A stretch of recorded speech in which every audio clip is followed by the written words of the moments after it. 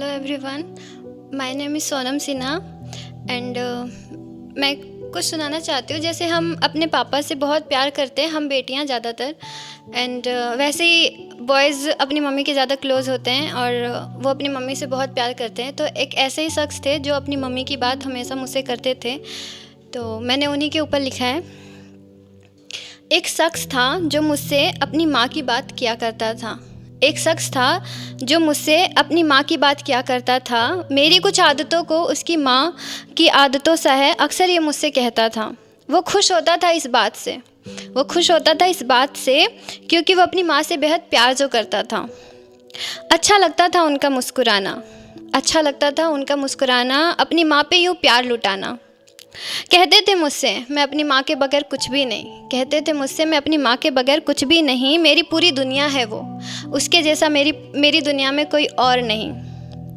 मैं अक्सर उनके चेहरे के आते जाते भाव को देखा करती थी।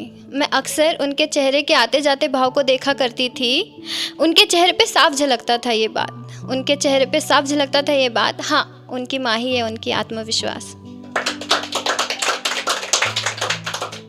Thank you.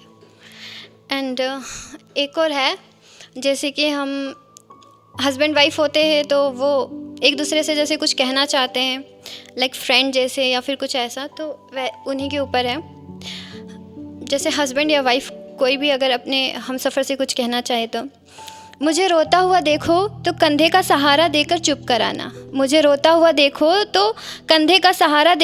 कराना, हो कोई शिकवा मुझसे तो मुझको बताना, बिन कहे हमसे मुंह मोड़ना जाना। हो कोई परेशानी तो दोस्त समझकर दिल का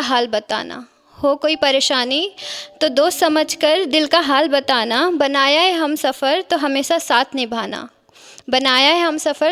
साथ निभाना, बीच राहों पर लाकर मुझे कभी छोड़ ना जाना।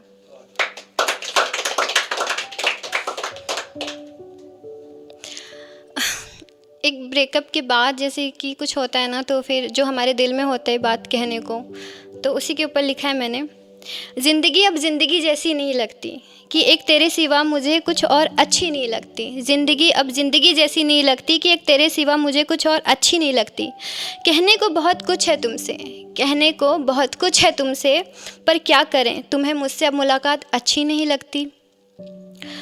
मैं हूँ तुम्हारे प्यार में गिरफ्तार, ये सज़ा सी है मेरे लिए। क्योंकि तू अब किसी और का दीवाना है, पर ना जाने क्यों मुझे ये सज़ा बुरी नहीं लगती। कभी सोचती हूँ तुझे कदर हो मेरे सच्चे प्यार की, और तू आकर कहे सुनो मेरी जान, तुम्हारे सिवा मुझे भी कोई और अच्छी नहीं लगती।